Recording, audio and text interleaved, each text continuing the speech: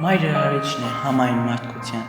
թաթակնիքն է նրա գոյության, սուրբ մայրն երեքնել մարդուն հողացին, մեծ բեր է դրված մայրերի ուսին, իսկ մեր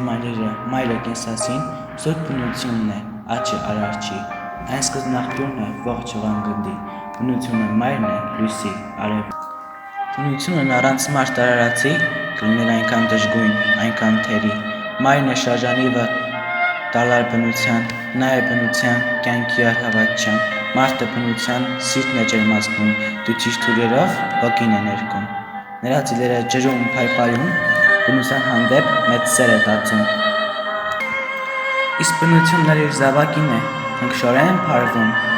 մինչ խորցրություն, նա սեր է տալիս իր ադամորդուն, լույս ջերմություն, ջուրը թթվածին, անթակույց սեր կա բնության սրտին, բնությունը տերևն է բեռնաթույր աշնան, բնությունը ճիճն է նորածին մանկան,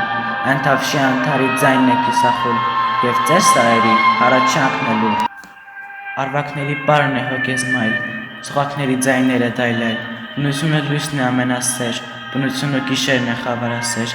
այն կատարել է անըսգյուտ անբիծ, իր ծնված օրից այն եղել է անպիղծ, նույնքան անեղծ է մարդ արարածը, բնության ամենամեծ գլուխգործոցը։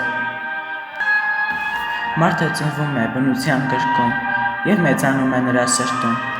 ապրում արարում է նրա ափի մեջ, փայտ է ավելացնում նրա կրակին անշեջ, բնությունը մարդուն կյանք է նվիրում, նրա ճանապարհը կարկառուն գցում, և վերջում մարդուն իր կրկին սեղմում, իր լուռ մատներով